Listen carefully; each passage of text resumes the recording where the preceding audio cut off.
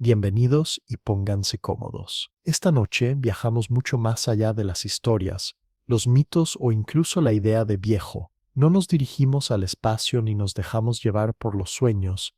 En cambio, retrocedemos en el tiempo, retrocediendo más de lo que jamás imaginaron. Para comprender verdaderamente lo extraordinario que fue el surgimiento de la vida, hay que ver el escenario en el que comenzó. Antes de cualquier criatura, antes del primer atisbo de biología, la Tierra misma estaba viva, pero no de la forma que se podría pensar. La Tierra joven era agitada y salvaje, su superficie bullía y se movía, su núcleo ardía. Si pudiéramos viajar a aquellos primeros días, no reconoceríamos nuestro mundo. Respirar sería imposible, estar afuera duraría segundos, y aún así, este caos brutal un día se convertiría en el único hogar que conocemos. Retrocedamos aún más, más allá de la memoria humana, más allá de cualquier fósil, directamente a tiempos remotos. Hace unos 4.500 millones de años, la Tierra tomó forma. Nació dentro de una nube arremolinada de gas y polvo, que giraba alrededor de una estrella joven. El planeta creció pieza a pieza. A medida que rocas, metales y polvo chocaban entre sí, violentos impactos que convirtieron el planeta en una bola de fuego. Algunas colisiones fueron diminutas como granos de arena pegados. Otras fueron cataclísmicas. Incluso después del caos de la creación, la Tierra no estaba en paz. Su superficie era un mar hirviente de piedra fundida, bombardeado por volcanes que expulsaban gases tóxicos a un cielo sofocante. Los continentes aún no existían. Los océanos eran solo un sueño futuro. La corteza se formaba y se fragmentaba repetidamente, revolviéndose como un rompecabezas sin terminar. Después de millones de años, todo empezó a calmarse. La capa exterior se enfrió y el cielo, lleno de un denso vapor, finalmente desató lluvias épicas. No eran chaparrones, sino torrentes interminables, aguaceros que pudieron haber durado siglos, llenando gradualmente grietas y depresiones para formar los primeros océanos. ¿De dónde provenía toda esa agua? Parte brotaba de minerales de las profundidades del planeta. Otra parte llegaba congelada en cometas, mensajeros helados de lugares lejanos.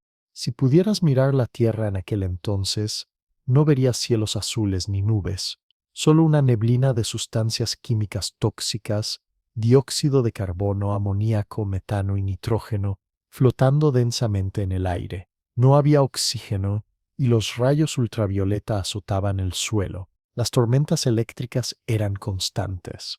Nada en el mundo era seguro para nosotros, pero para la química era un paraíso cálido, activo y rebosante de posibilidades. Los científicos lo llaman la Tierra prebiótica, un lugar donde la biología aún no había comenzado, pero todos los ingredientes se arremolinaban en abundancia salvaje. Pozas cálidas humeaban a lo largo de las costas volcánicas. Las chimeneas de las profundidades marinas emanaban minerales calientes. El planeta bullía con energía, minerales y luz, todo lo necesario para que algo sucediera. En este paisaje inquieto, las primeras semillas de algo nuevo comenzaron a agitarse. No estaba vivo, todavía no, sin un patrón químico, un pequeño eco de persistencia en el caos. El momento entre la no vida y la vida es difuso, especialmente al principio. Para que la vida apareciera, las primeras moléculas tuvieron que aprender a replicarse antes de desintegrarse. ¿Cómo sucedió esto? Sigue siendo uno de los grandes misterios de la ciencia. Una idea es la teoría del mundo del ARN. El ARN, primo cercano del ADN, es una molécula más simple pero poderosa.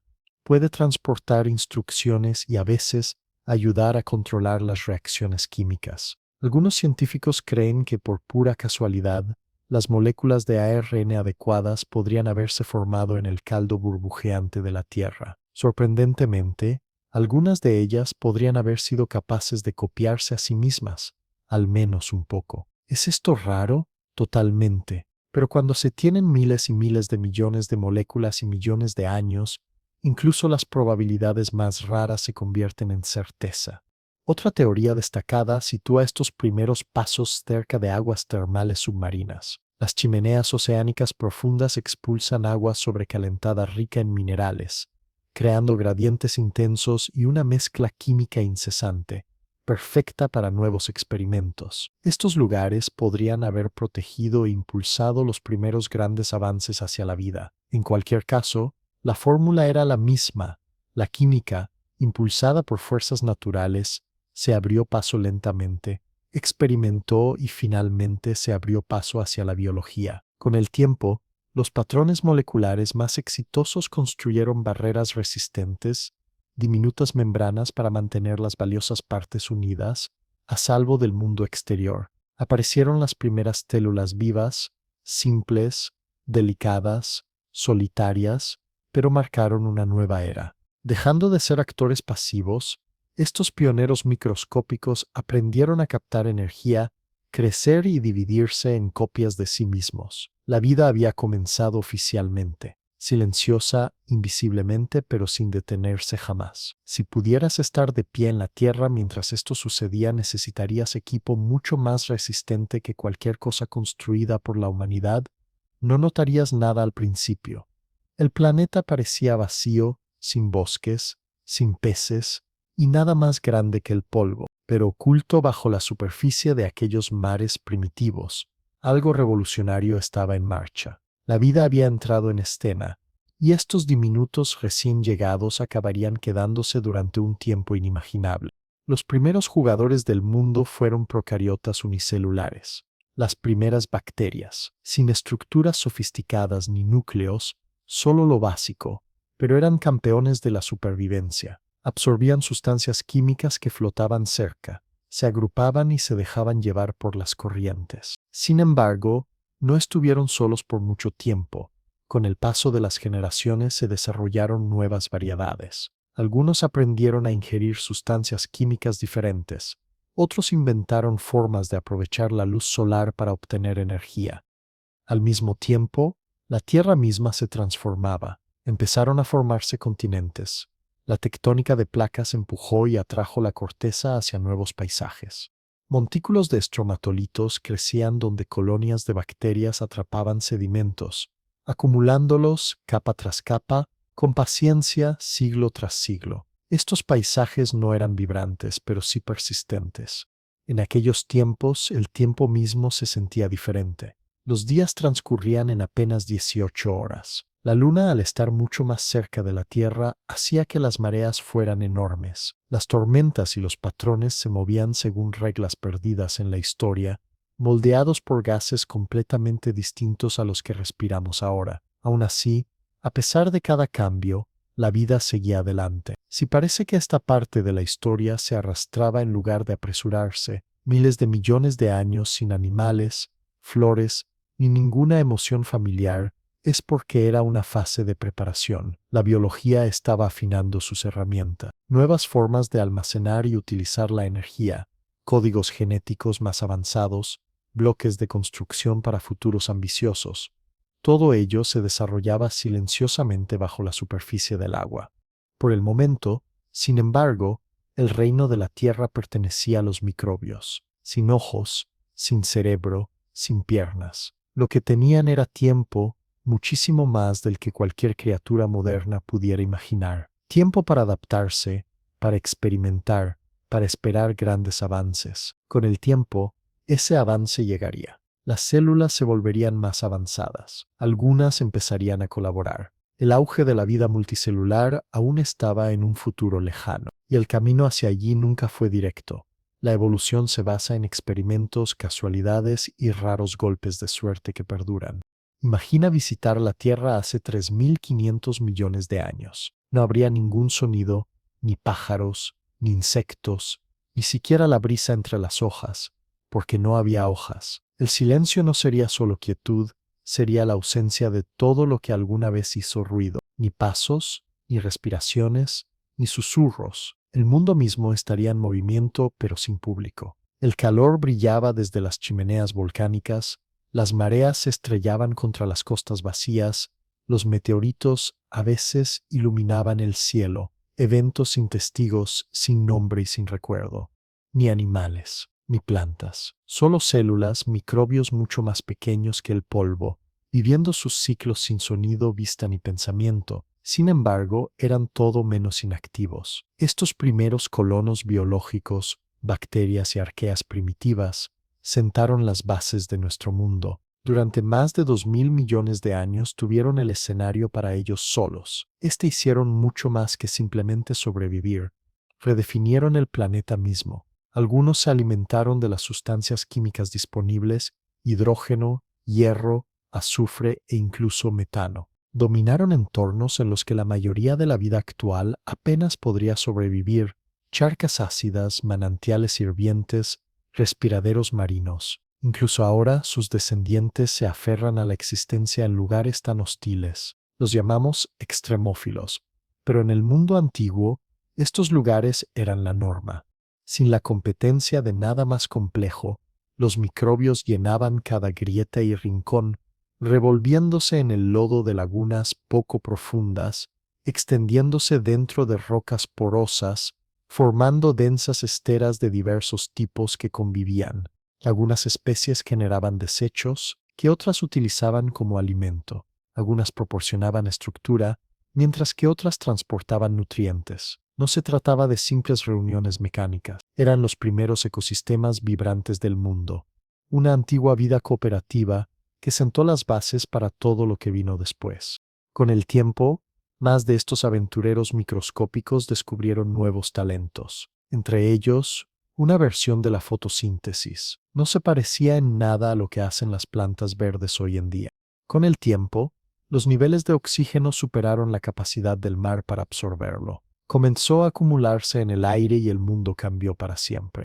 Es fácil pasar por alto estas bacterias y arqueas antiguas. Son invisibles, parecen simples, pero llamarlas primitivas es erróneo. Estos diminutos supervivientes fueron la vida más inventiva y adaptable que el mundo haya visto jamás. Podían sobrevivir congelados en las profundidades del hielo antártico, prosperar en respiraderos hirvientes del lecho marino, vivir entre residuos radiactivos y flotar en los límites de la atmósfera superior. Algunos podían pausar sus vidas durante siglos, otros podían comer metal, algunos incluso podían soportar el vacío del espacio exterior. En la turbulenta tierra primitiva, estos rasgos no eran rarezas, eran requisitos. Los volcanes entraban en erupción, los meteoritos seguían lloviendo desde arriba, los océanos cambiaban y los climas oscilaban de un extremo a otro. A través de todos estos cambios, los microbios se adaptaron sobre la marcha, intercambiando genes, formando esporas protectoras, modificando sus metabolismos para adaptarse a todo lo que el planeta les lanzaba. La evolución ya era un juego de flexibilidad, miles de millones de años antes de los huesos o el cerebro.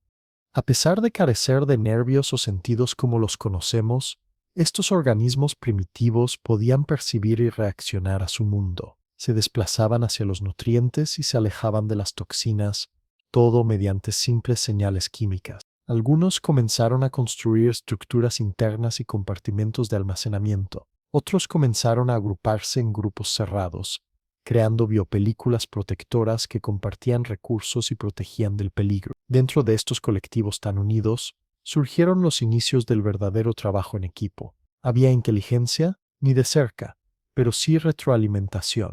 Una célula liberaba un mensaje químico, las vecinas respondían y juntas transformaban su entorno, esculpían pequeños hábitats, atrapaban sedimentos, redirigían las corrientes o construían refugios rocosos para las generaciones futuras. Esos domos rocosos estratificados, conocidos como estromatolitos, eran más que simples colonias fosilizadas, evidenciaban cómo las bacterias no solo sobrevivían, estaban ocupadas transformando el planeta en el que vivían. Durante millones de años, su trabajo conjunto transformó la Tierra en un lugar que algún día podría albergar algo mejor. No porque lo desearan, sino simplemente por existir en grandes cantidades durante inmensos periodos de tiempo, utilizando las herramientas químicas adecuadas. La mayoría de estas primeras especies no dejaron rastros visibles. La única evidencia son los raros microfósiles en rocas antiguas o sutiles indicios químicos como isótopos de carbono y azufre. El verdadero espectro de la vida antigua se ha perdido casi por completo, pero su impacto está en todo lo que vino después. Con el tiempo, los microbios más exitosos no se limitaron a desplazarse o agruparse. Algunos desarrollaron nuevas partes internas, membranas, compartimentos y finalmente núcleos. Este salto de procariotas simples a células eucariotas complejas fue un paso gigantesco. Células más grandes significaron mayor control, una química más rica y el potencial para nuevas formas de vida. Fue el momento en que las herramientas biológicas liberaron un potencial mucho mayor. Aún así, esta transformación fue un proceso largo y lento. En el mundo dominado por los microbios, la evolución no necesitaba apresurarse. Los océanos eran profundos, la luz solar y la energía pulsaban a través de las vías fluviales, y había amplio espacio para la experimentación. A medida que aumentaban los niveles de oxígeno, el mundo se volvió más difícil de habitar, más estable en algunos aspectos, pero más exigente en otros. Algunos microbios antiguos descubrieron cómo desintoxicar el oxígeno, inventando enzimas que neutralizaban sus efectos nocivos. Otros, aún más notables, aprendieron a aceptarlo. Descubrieron la respiración aeróbica, una forma mucho más poderosa de extraer energía de los alimentos. Cualquier criatura que dominara este truco podría, de repente, impulsar cambios mucho mayores y más rápidos que antes. Y aquí, silenciosamente, comenzaron los primeros pasos hacia la complejidad. Las células se volvieron más complejas, desarrollaron más partes y forjaron más vínculos e interacciones entre sí. Finalmente, surgió la primera cooperación real, no en la forma en que concebimos el trabajo en equipo, sino como organismos reales viviendo dentro de otros. En un giro increíble, una bacteria se trasladó al interior de una célula más grande, forjó una relación duradera y con el tiempo se convirtió en lo que hoy conocemos como mitocondria, el motor dentro de cada célula compleja. Este evento extremadamente raro se convirtió en la chispa que impulsó toda la vida eucariota compleja, pero ese salto aún estaba por venir. Durante la mayor parte de la existencia de la Tierra, los microbios no solo eran un elemento secundario, sino la figura principal. Incluso ahora, a pesar de todos los espectaculares animales y plantas que vemos, la vida microbiana aún constituye la mayor parte de lo que está vivo, tanto en número como en masa. Nuestro propio cuerpo alberga más células bacterianas que las humanas. No son solo elementos secundarios, son partes esenciales del sistema vivo. Miles de millones de años atrás, y eran el único espectáculo en la Tierra, sin esqueletos, sin caparazones, sin sentidos, solo células simples girando por los océanos, dividiéndose sin cesar, escuchando señales químicas y respondiendo a la luz, el calor y los nutrientes. Quizás no había mucho que ver, pero eran lo suficientemente poderosos como para remodelar todo el planeta. Construyeron una base de la que dependerían todas las especies posteriores, incluyéndonos a nosotros. Los microbios dominaron la historia de la Tierra durante periodos de tiempo incomprensibles, refinando, experimentando y desarrollando silenciosamente las materias primas para cada salto futuro. Durante todo este tiempo, los océanos siguieron siendo su vasto mundo, pero bajo la superficie, algo nuevo se estaba construyendo silenciosamente, las condiciones perfectas para la verdadera complejidad. Ahora, el oxígeno estaba por fin disponible, abundaban las fuentes de energía, los planos para futuros cuerpos y comportamientos se arremolinaban, aún toscos, en constante cambio, describiendo lentamente lo que se volvería posible. Muy pronto, el océano no solo albergaría células y películas a la deriva, estaría repleto de criaturas que podrían moverse, no solo flotar, sino realmente nadar, perseguir, evadir y construir nuevos mundos dentro de sí mismas. Los cuerpos se volverían complejos, la competencia se intensificaría. Sin embargo, para que eso sucediera, la vida primero necesitaba aprender la verdadera colaboración. La evolución no se trata de líneas rectas. Durante la mayor parte del tiempo, la Tierra fue un mundo de simplicidad, microbios multiplicándose, aferrándose a las rocas o flotando libremente, deleitándose con cualquier química a mano, sin depredadores, sin correr, solo rutina y repetición durante eones.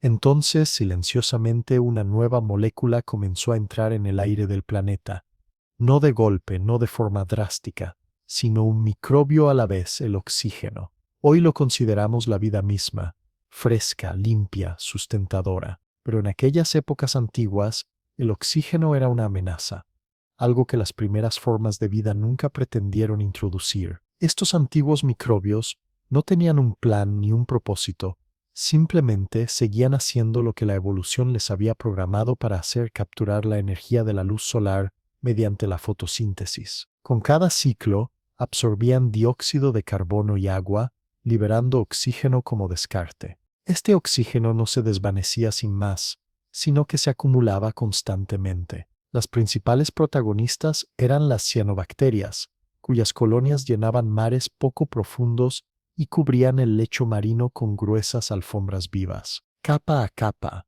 crecían, atrapando trozos de sedimento y siempre ascendiendo lentamente hacia el sol. Sobre ellas, todo podría haber parecido tranquilo, incluso sereno, pero su trabajo silencioso estaba reescribiendo la atmósfera misma. En las primeras etapas, el oxígeno producido por estos microbios nunca llegó al aire. Se unió instantáneamente al hierro disuelto en el agua de mar, produciendo óxido rojizo que se desplazó al fondo del océano como sedimento. Este proceso se prolongó durante millones de años, formando enormes bandas de mineral de hierro, antiguos registros estratificados que aún sobreviven en las rocas más antiguas de la Tierra. Estas formaciones de hierro bandeado son las huellas de un mundo que intenta adaptarse a una nueva y extraña sustancia química. Pero con el tiempo, la enorme reserva de hierro disuelto del planeta se agotó. El oxígeno ya no tenía dónde ir, así que comenzó a acumularse en los océanos y desde allí en el cielo. Este cambio, conocido hoy como el Gran Evento de Oxidación, se produjo hace aproximadamente 2.400 millones de años y sumió la vida en un caos. Casi todo ser vivo había evolucionado en un mundo con apenas una pizca de oxígeno. De repente, este gas reactivo invadió su entorno. Dentro de las células, el oxígeno desintegró las moléculas, alteró los sistemas químicos vitales y creó lo que ahora llamamos estrés oxidativo, daño molecular, causado por compuestos inestables del oxígeno que destrozaron las proteínas, rompieron el ADN y debilitaron las delicadas barreras celulares. Para la mayoría de los seres vivos, el efecto fue catastrófico. Las poblaciones se desplomaron, ecosistemas antiguos enteros colapsaron, no de golpe, sino a lo largo de millones de años en una lenta lucha por la supervivencia. No se trató de una extinción rápida, sino de un largo periodo de asfixia, mientras la vida se adaptaba o se retiraba de los peligros del oxígeno. Algunos microbios desaparecieron en sedimentos más profundos o en refugios submarinos sin oxígeno. Otros desarrollaron gradualmente nuevas defensas químicas, enzimas capaces de reparar o prevenir los efectos destructivos del oxígeno, y con el tiempo, algunos lograron algo realmente asombroso: aprendieron a utilizar el oxígeno mismo, no solo para sobrevivir a su presencia, sino para canalizarlo para quemar alimentos y obtener energía. Pasar de una vida sin oxígeno, anaeróbica, a una vida que lo utiliza aeróbica fue un cambio radical. La respiración aeróbica es mucho más eficiente y genera mucha más energía utilizable. Las células que lograron este objetivo pudieron moverse más rápido, crecer más y construir estructuras más sofisticadas. De repente, las posibilidades de la evolución se dispararon. Pero este metabolismo acelerado exigía un control más estricto. Las células necesitaban invertir en antioxidantes, gestionar mejor su interior y construir membranas más fuertes y selectivas. La llegada del oxígeno obligó a la vida a volverse más organizada y compleja. Mientras tanto, el entorno en general también estaba cambiando. A medida que el oxígeno se expandía, transformaba toda la superficie del planeta. Las rocas se meteorizaban de forma diferente. Elementos como el nitrógeno y el azufre comenzaron a reciclarse de nuevas maneras. Aparecieron nuevos minerales que antes no podían haber existido. Lo más importante de todo es que el aumento del oxígeno condujo gradualmente a la creación de la capa de ozono de la Tierra, un escudo frágil pero crucial en lo alto del cielo, formado por moléculas de oxígeno que se unen en tripletes. Este filtro de ozono absorbía los fuertes rayos ultravioleta del Sol, haciendo que la superficie del planeta fuera menos hostil y finalmente lo suficientemente acogedora para que la vida comenzara a explorar la Tierra. En este punto, sin embargo, Casi toda la acción continuaba bajo el agua, ya que los océanos seguían siendo la cuna principal de la vida y el terreno de forja en un mundo en medio de una transición épica. Nadie sabe con certeza cuándo aparecieron los primeros usuarios de oxígeno. Probablemente ocurrió muchas veces, no en un solo momento, sino a través de innovaciones lentas y dispersas. Las células primitivas absorbieron fragmentos de otros microbios, desarrollando estructuras internas para gestionar la nueva química rica en oxígeno. Estas asociaciones sentaron las bases para las células eucariotas complejas, organismos capaces de gestionar la energía con una eficiencia asombrosa. El oxígeno no solo hizo posible la complejidad, la hizo probable, pero el camino fue todo menos fácil. Los niveles de oxígeno aumentaron y luego se estabilizaron. Vastos periodos de la historia de la Tierra, los llamados 1000 millones aburridos, transcurrieron mientras la atmósfera permanecía estancada en un estado de bajo oxígeno. No había suficiente para animales grandes y rápidos, pero sí para impulsar la innovación microscópica. Algunos llaman a esta una época aburrida, pero eso pasa por alto lo que realmente sucedía bajo la superficie. La bioquímica celular moderna se estaba afinando y perfeccionando. La vida estaba probando nuevas formas, nuevos comportamientos y relaciones simbióticas pioneras. Se estaba sentando lentamente las bases para la multicelularidad y los tejidos especializados, con el oxígeno como filtro desafiante y combustible transformador. Finalmente, los niveles de oxígeno volvieron a subir. La Tierra atravesó ciclos glaciales. A medida que los hábitats cambiaban, la vida no se adaptó simplemente con pequeños cambios, sino que prosperó con nuevos inventos: ojos, caparazones, mandíbulas, brazos y piernas. Estas mejoras exigieron más energía, respuestas más rápidas y una mayor competencia. La complejidad implicaba presión, y la presión implicaba que la evolución se aceleraría. Pero para que todo esto sucediera, las células primero tuvieron que aprender a colaborar genuinamente, a especializarse, a cooperar, a entretejerse en organismos únicos y complejos. Formarían piel, nervios, músculos y órganos completos, las características distintivas de la vida animal. Ese giro en la historia solo fue posible gracias a lo que antes se consideraba un error fatal: el oxígeno mismo. Una vez que el oxígeno se asentó en la atmósfera, la Tierra no se quedó en silencio. La vida se adaptó y se diversificó, encontrando nuevas estrategias para prosperar en la química cambiante. Pero antes de que hubiera algo con músculos, nervios u órganos, la Tierra vio la construcción a una escala completamente diferente, no con ladrillos ni acero, sino con planos biológicos diferentes a todo lo que conocemos. Los microbios se unieron para construir esteras densas, capas delgadas pero resistentes de solo milímetros de grosor, que crecieron lentamente por comunidades de células interdependientes. Algunas especies fijaron el carbono, otras controlaron el nitrógeno. Algunos microbios asumieron la función de descomponer los desechos, convirtiendo la química compleja en una estructura simple. Capa tras capa, estas comunidades microbianas trabajaron juntas, interactuando con su entorno de maneras que dejaron marcas permanentes. Los estromatolitos no son reliquias ocultas, salpican rocas antiguas de más de 3.000 millones de años, surgiendo desde Australia hasta Sudáfrica, desde Groenlandia hasta Canadá, todos lugares donde la corteza más antigua sobrevivió a la agitación. Al cortarlas, estas formaciones revelan ondulaciones congeladas, a veces retorcidas o ramificadas como huellas geológicas de otra época. Para los geólogos, los estromatolitos son indicios instantáneos del pasado. Para los biólogos, son cápsulas del tiempo construidas no por individuos, sino por ecosistemas microscópicos completos. Cada delgada estera representaba una red rica y dinámica, bacterias y arqueas alimentándose, reciclando energía y compitiendo por la luz y los nutrientes. Los microbios en estos tapetes no se comunicaban entre sí, pero toda su química estaba conectada por reglas invisibles de supervivencia. Cada capa creaba restos que el siguiente grupo necesitaba. Los que vivían cerca de la superficie prosperaban en presencia de oxígeno, mientras que justo debajo, las especies sobrevivían en una oscuridad casi sin oxígeno. Los gradientes sutiles, cambios en el pH, La temperatura y las sustancias químicas permitieron que docenas de especies prosperaran juntas, en una capa más delgada que una uña. Esa estructura, aunque no intencional, hizo que estos tapetes fueran resilientes. A medida que las condiciones cambiaban, algunas capas se extinguían y otras crecían, pero la estructura general persistió. Incluso ahora, los estromatolitos modernos sobreviven en algunos lugares especiales. La bahía Shark en el oeste de Australia es famosa.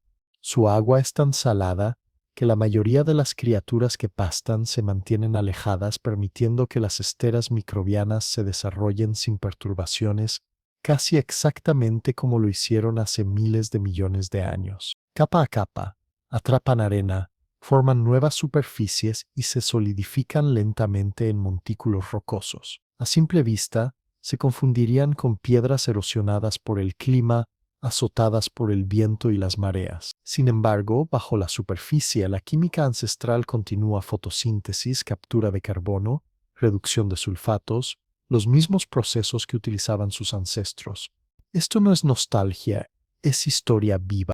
En los primeros eones del planeta, estas ciudades microbianas debieron cubrir las costas, llenando cuencas poco profundas y extendiéndose allí donde nada más grande las rompiera. Moldearon el lecho marino, afectaron el flujo de sedimentos, atraparon nutrientes y estabilizaron el terreno inestable en un mundo impredecible. Y en las capas superiores de estas esteras, las cianobacterias comenzaron a producir oxígeno, transformando gradualmente el aire e impulsando el gran evento de oxidación. Los arquitectos de los primeros edificios de la Tierra también fueron los creadores de su primera atmósfera respirable. No planearon su obra ni la admiraron, pero sus creaciones aún son visibles hoy en día. En otros lugares de la Tierra primitiva, en respiraderos hidrotermales, humeantes aguas termales o en las profundidades desoxigenadas de los lagos, se formaron diferentes tipos de biopelículas y tapetes microbianos, cada uno con su propio estilo creativo. Algunos exudaban un adhesivo viscoso para mantener unidos los sedimentos, otros precipitaban minerales directamente del agua, creando costras, bolas o redes minerales ramificadas. Para paleontólogos y geobiólogos, estas texturas estratificadas y ramificadas ofrecen pistas valiosas. Muestran cómo la vida dejó su huella en las rocas mucho antes de los esqueletos o las conchas.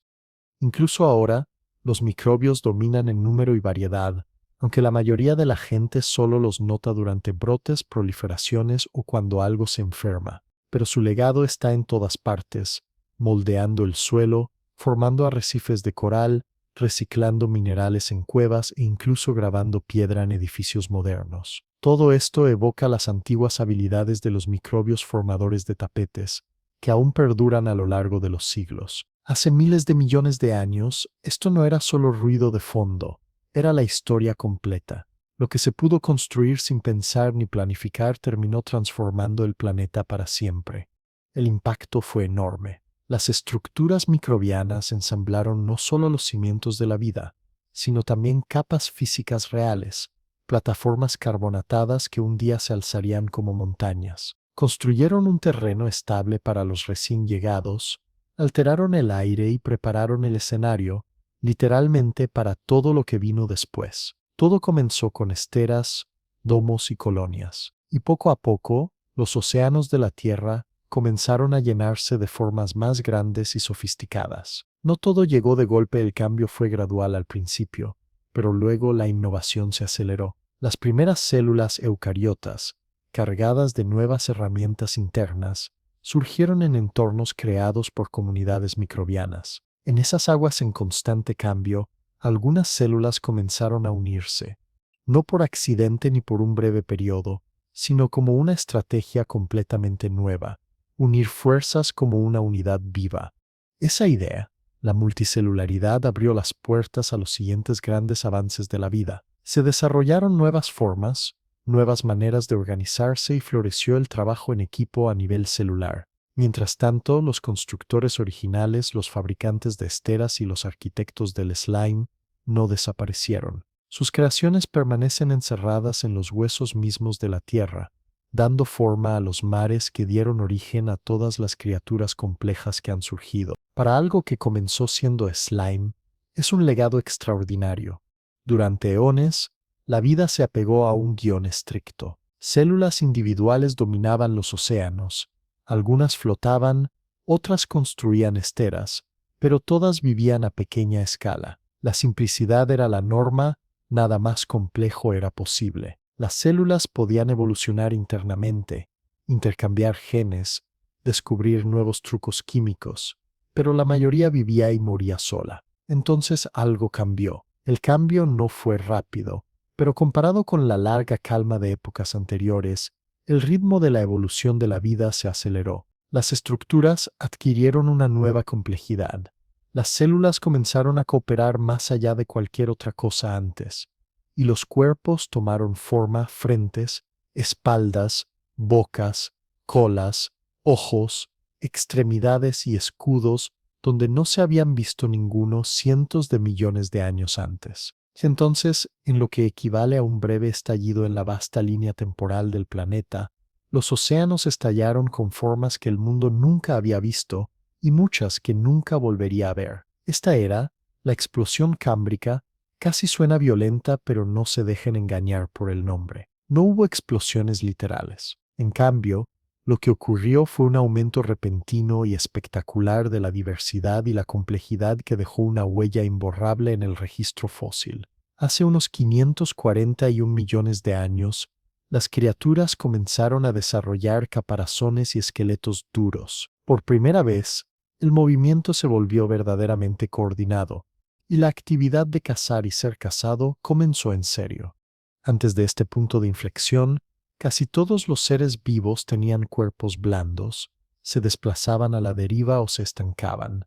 La mayoría se limitaba a filtrar alimento o absorber la luz solar. Casi nada acechaba o perseguía a sus presas. Con tan poco peligro, apenas había razón para una armadura o defensa. Todo eso cambió cuando comenzó la carrera armamentística de la evolución. Algunas formas de vida desarrollaron formas de moverse y percibir su entorno, y de repente poder comer o evitar ser comido se volvió urgente. Aparecieron caparazones y espinas. Las criaturas aprendieron a cavar, esconderse y mimetizarse con su entorno. Los ojos se desarrollaron por primera vez. Cada adaptación incrementó la tensión.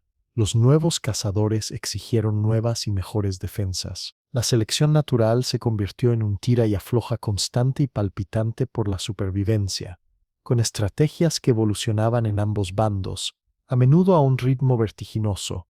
Los trilobites se convirtieron en los niños símbolo de esta era.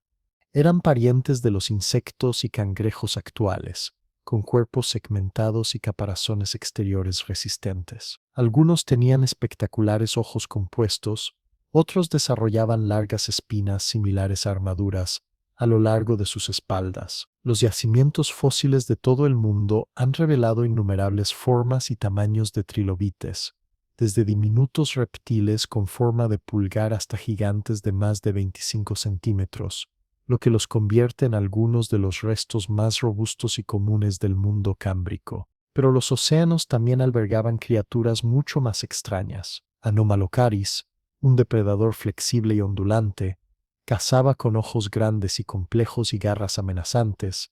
Su boca era una trampa circular revestida de placas rígidas como un aro de piña afilado que podía agarrar y cortar. Fue uno de los primeros grandes cazadores de los mares, eficiente, rápido y completamente desconocido. Luego estaba Hallucigenia, un delgado gusano tubular, erizado de espinas a lo largo del lomo y con patas colgantes similares a tentáculos. Durante décadas, los científicos ni siquiera pudieron distinguir qué extremo era cuál, a menudo dibujando a la criatura boca abajo, y su nombre le viene como anillo al dedo, inspirado por su extraño y onírico aspecto. Opavinia fue más allá, luciendo 5 ojos pedunculados repartidos por la cabeza y un largo hocico con forma de manguera que terminaba en una garra para atrapar presas. Segmentado y con forma de remo, se deslizaba justo por encima del lecho marino, un plan corporal tan único que nada vivo hoy en día se le compara. Wiwaxia, otra rareza, parecía una babosa plana y escamosa con una cubierta de placas frondosas y espinas erizadas. Probablemente vivía sobre tapetes microbianos, raspando la comida con una lengua áspera salpicada de diminutos dientes. Lo que conectaba a estos extraños organismos no era solo su aspecto extraño, sino su inventiva. Cada uno era un experimento viviente, un nuevo plan corporal o táctica de supervivencia. Muchos de estos primeros diseños prosperaron, dando lugar a descendientes en épocas posteriores. Otros se convirtieron en antiguos callejones sin salida, desapareciendo para siempre. ¿Por qué se produjo este aumento de complejidad en ese momento? Los científicos siguen buscando la respuesta. Algunos creen que el aumento del oxígeno posibilitó estilos de vida con mayor energía, impulsando cuerpos más grandes y metabolismos más rápidos. Otros apuntan a la intensificación de las interacciones ecológicas de predadores, presas, competidores, todos impulsándose mutuamente para desarrollar nuevas soluciones. También es posible que se hayan producido avances genéticos repentinos, como nuevos genes maestros que activan estructuras corporales más innovadoras. Cualquiera que sea la causa, el mundo cámbrico era ahora un derroche de innovación, con todas las estrategias ecológicas en juego, desde el depredador de emboscada hasta el herbívoro acorazado, desde el excavador hasta el nadador, desde el filtrador hasta el carroñero acechante. Este periodo no se limitó a los depredadores que se abrían paso a través del agua. Muchas criaturas pasaban sus días ocultas en las profundidades de los sedimentos, evitando el peligro simplemente desapareciendo de la vista. Algunas desarrollaron cuerpos aplanados, escabulléndose del radar de los cazadores visuales. Otras abandonaron la seguridad de las esteras y en su lugar capturaron partículas flotantes como alimento. La vida se expandió en todas las direcciones imaginables. Los caparazones duros y los exoesqueletos brindaron a estos animales una mayor probabilidad de conservación, por lo que ahora el registro fósil rebosaba repentinamente de detalle. Incluso las especies de cuerpo blando dejaron huellas delicadas, especialmente en yacimientos fósiles legendarios como Burgess Shale en Canadá, Shenyang en China y Sirius Passet en Groenlandia, donde la extraordinaria conservación capturó todo desde músculos hasta tractos intestinales e incluso patrones de ojos antiguos. Estos fósiles son un viaje en el tiempo hecho realidad, revelan no solo huesos, sino instantáneas de comunidades enteras. Se puede ver que cazaba, que se escondía, que hurgaba, que simplemente filtraba el agua, todo ello en capas, formando un ecosistema vívido y antiguo.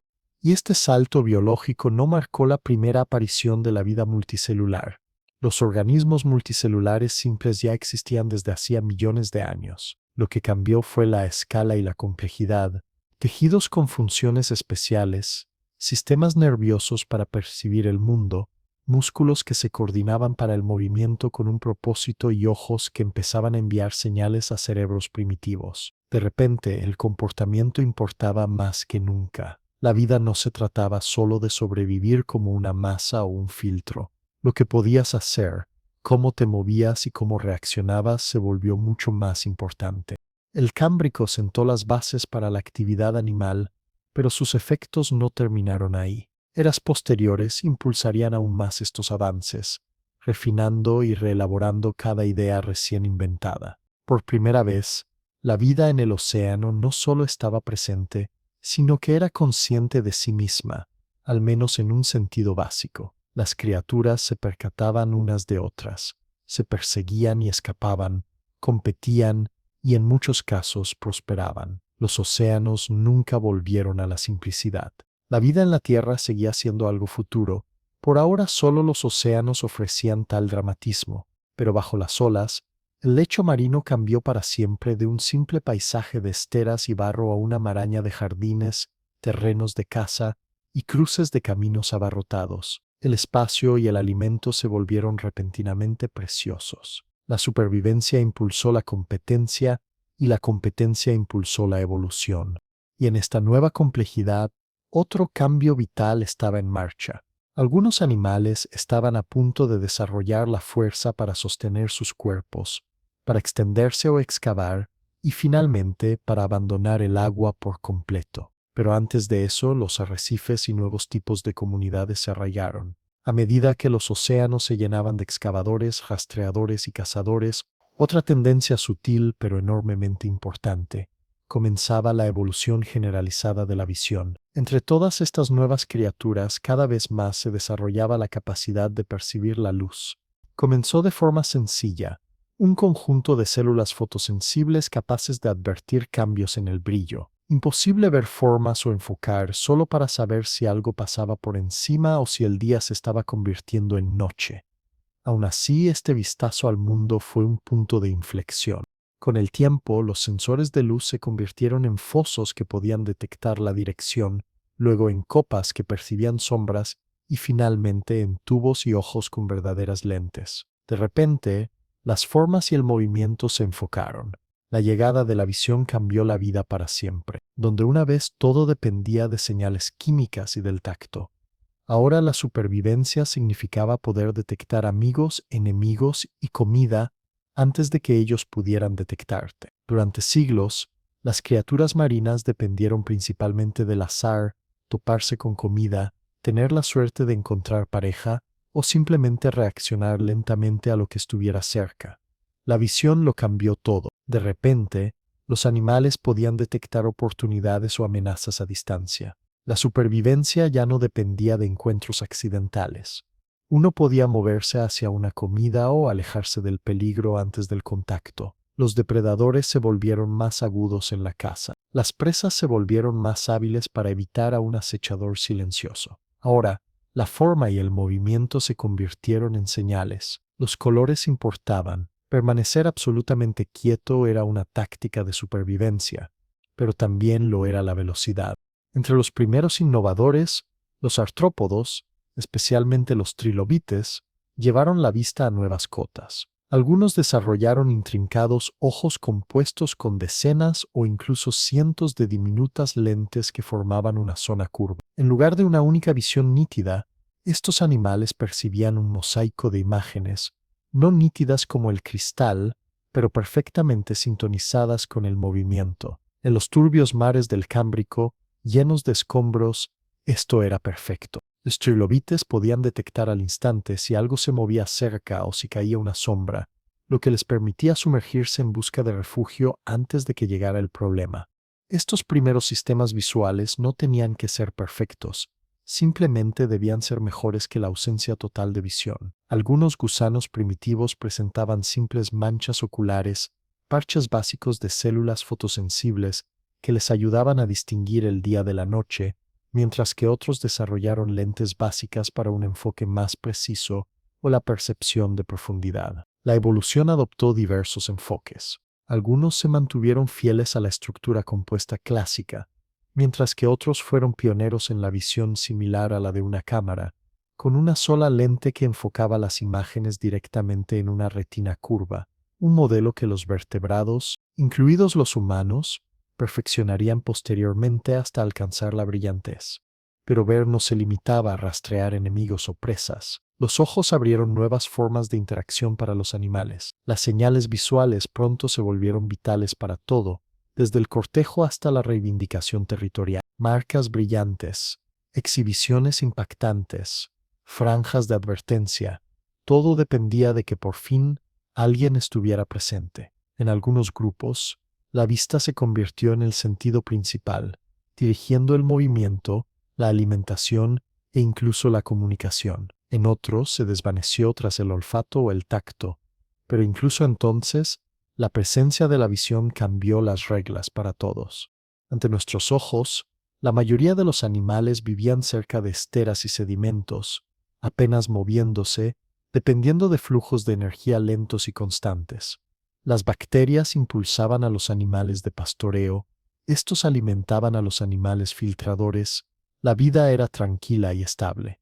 Una vez que los animales comenzaron a ver, la estabilidad soñolienta dio paso a la acción. Comenzó la caza, la evasión floreció, la estructura de toda la comunidad cambió de plana, estratificada y lenta a dinámica, móvil e impredecible. Las relaciones depredador-presa dejaron de ser mayormente aleatorias y se volvieron estratégicas y dirigidas. Con la vista, los animales buscaban directamente alimento o problemas, aumentando la presión para desarrollar nuevas defensas, caparazones más gruesos, madrigueras más profundas, escapes más rápidos o camuflaje más complejo.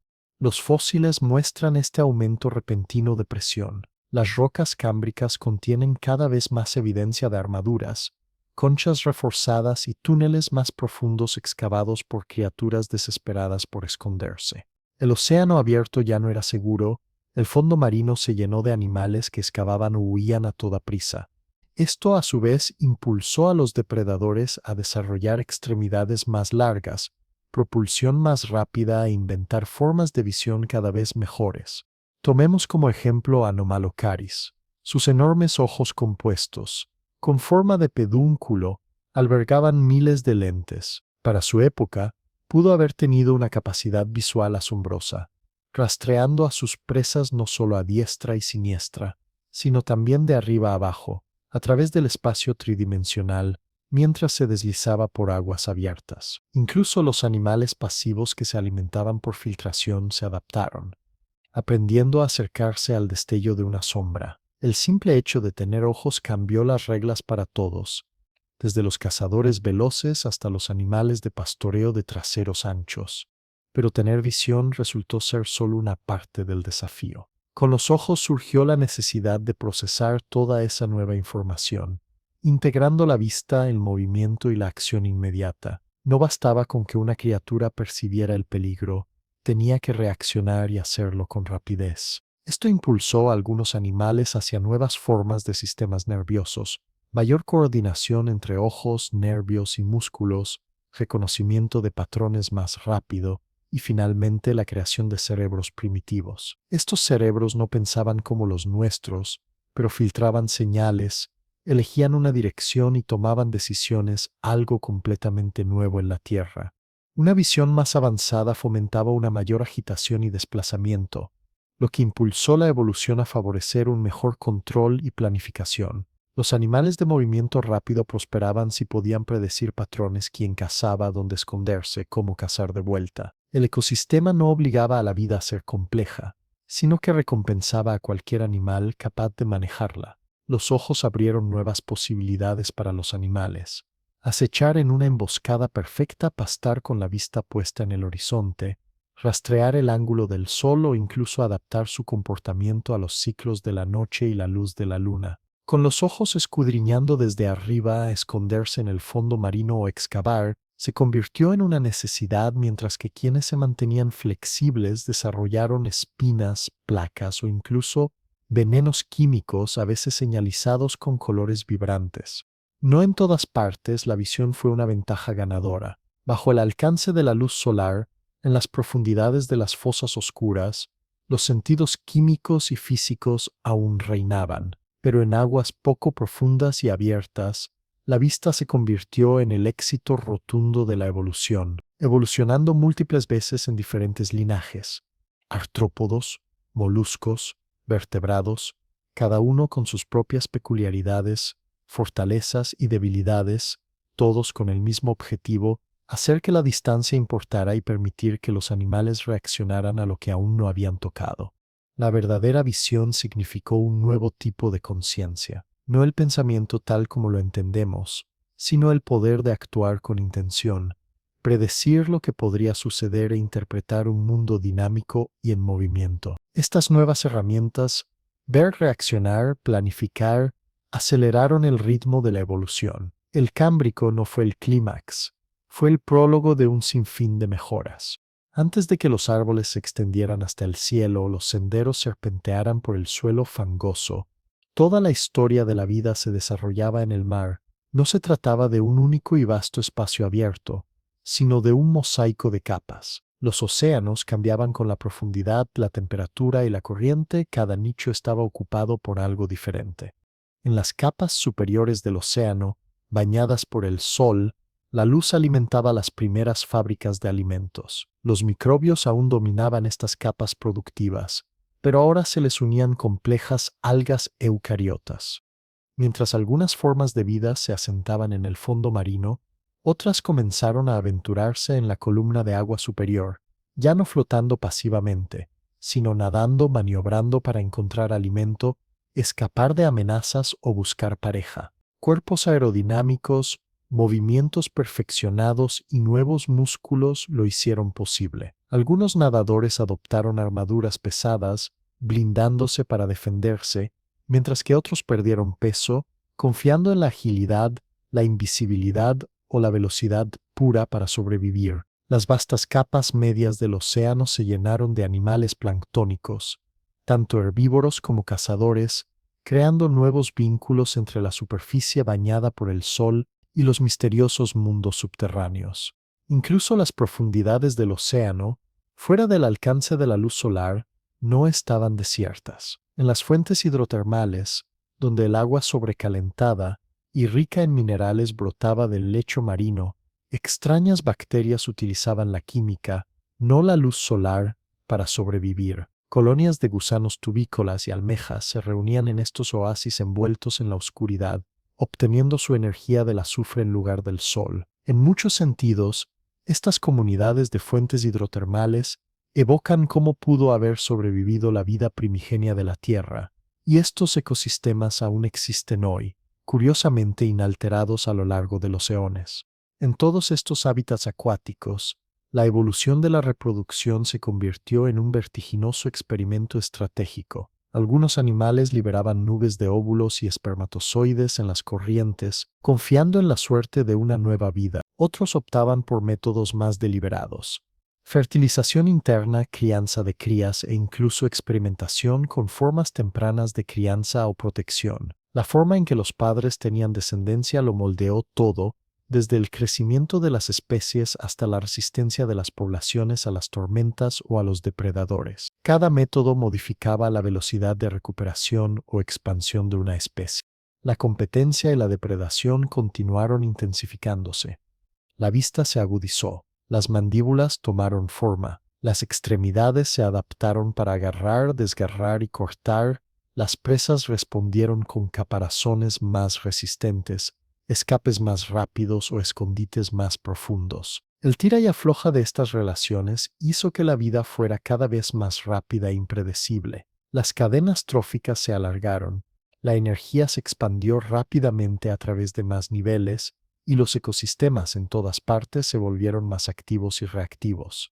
Aún así, no todas las criaturas perseguían o cazaban. Muchas se anclaban en un lugar, filtrando silenciosamente el alimento del agua, moviéndose poco. Algunas se retiraban muy por debajo del lodo para evitar ser devoradas. Otras iban en dirección opuesta, proliferando en número y abrumando a las amenazas más lentas simplemente por la fuerza del número. Un interesante fenómeno llamado convergencia se afianzó y las mejores respuestas de la naturaleza comenzaron a resonar en grupos no relacionados. Peces, calamares, mariscos, todos encontraron soluciones similares de forma independiente: cuerpos aerodinámicos para nadar eficientemente, ojos compuestos para detectar el movimiento, exteriores resistentes para una defensa duradera. No se trataba de accidentes, sino de reflejos de desafíos compartidos en entornos similares. En este periodo, los planes corporales comenzaron a consolidarse: tipos amplios como los artrópodos con extremidades articuladas, los moluscos con conchas protectoras y los gusanos aerodinámicos para excavar o escabullirse por el lodo. Estas formas básicas no eran inamovibles, pero resultaron tan útiles que la evolución las perfeccionó y repitió constantemente. Los antiguos ecosistemas cámbricos no eran simples ni estables. Eran redes intrincadas donde todo estaba conectado y en constante cambio. Se produjeron extinciones, llegaron nuevas especies. Pero incluso con el cambio de residentes, las reglas del reciclaje y la supervivencia se mantuvieron. Los desechos alimentaban a los habitantes del fondo. Ningún residuo se desperdiciaba. Toda la energía se transmitía, siempre bajo el agua. Mientras tanto, las superficies continentales de la Tierra observaban desde la barrera. No había plantas ni insectos trepando por las rocas. El suelo era solo piedra y arena, barrido por el clima, moldeado por la lluvia, pero completamente intacto por la vida. Todo lo extraordinario aún ocurría en los océanos, y durante eones, este fue el único escenario que importó. Pero algo se movía en tierra firme. Mientras los reinos animales luchaban bajo las olas, Pioneros más silenciosos comenzaron a experimentar sobre el nivel del mar. Estos primeros colonizadores no eran cazadores ni nadadores, sino especialistas de crecimiento lento y raíces, fotosintetizadores. Durante la mayor parte de la historia, la Tierra fue un lienzo en blanco tallado por los elementos, sin senderos, sin raíces, sin verde, solo minerales desnudos y un silencio vacío. En contraste, los océanos habían estado repletos de todos los sabores de la vida, todos los grandes saltos, células con núcleo, movilidad, ojos, movimiento, fueron invenciones del agua. La vida marina prosperó en condiciones estables y abundancia de nutrientes. La tierra, en comparación, no ofrecía nada de esa seguridad, era abierta, expuesta y volátil. Aún así, lentamente la vida se extendió. Este salto del mar a la tierra no fue una marcha heroica, sino un esfuerzo gradual y disperso. Al principio, los nuevos colonos ni siquiera se movieron. Microbios y algas, a veces acompañados de hongos, se adhirieron a las húmedas paredes rocosas, formando finas películas o costras. Se alimentaban de la luz solar, el agua de la lluvia y el rocío, y los minerales de la piedra. Este trabajo en equipo comenzó a descomponer la roca, transformándola lentamente en los primeros vestigios de tierra. A medida que estas alfombras vivientes se extendían, hacían la tierra ligeramente más atractiva. Finalmente llegó el siguiente paso.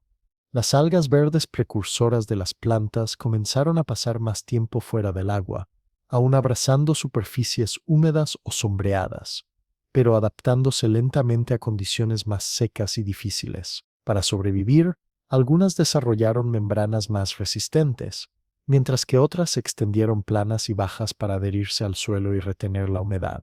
Con el tiempo, las bases se enriquecieron. Los hongos se asociaron con estas intrépidas plantas, adhiriéndose a raíces o tallos e intercambiando nutrientes por combustible azucarado. Esta relación mutuamente beneficiosa, aún crucial para casi todas las plantas modernas, hizo que ambos socios fueran más sanos y fuertes. Poco después, les siguieron los primeros animales.